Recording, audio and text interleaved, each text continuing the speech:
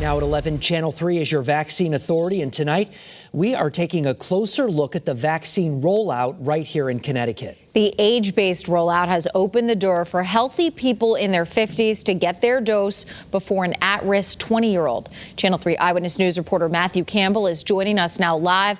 And Matthew, you found for some this has really created a sense of guilt. Yes, Aaron and Mark, it appears that way. Ever since the age-based rollout was announced on Monday, our newsroom has been fielding calls from people wanting to essentially give their vaccination appointment to someone who is at risk. Something like the vaccine to come into our lives, and it's finally here. On Monday, we brought you the story of 28-year-old Francesca Lafferty, who has been living with an illness that attacks white blood cells. Despite her age, her condition allowed her to be next in line for the vaccine. The age-based rollout now drops her to the bottom. It really felt like a punch to the gut.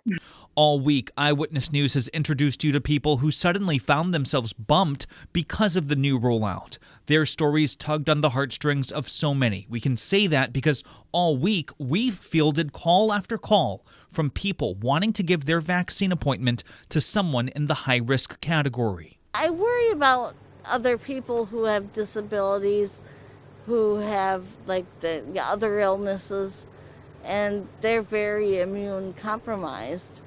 Kathy Fox is one of them. Even though she's going through some medical issues of her own, she doesn't mind taking the back seat. Why should I clamor for a vaccine and I really don't go anywhere?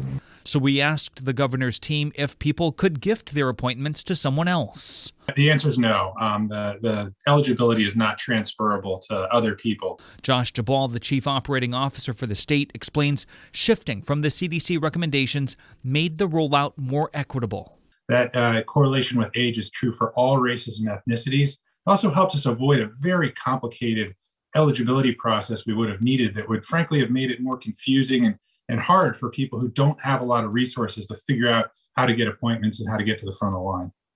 So for all the people who have tried to gift their appointments, Francesca says thanks. We talked to her tonight. She very much appreciates the support. Now, as for Kathy, she says since she cannot give up her appointment, she will get vaccinated next month.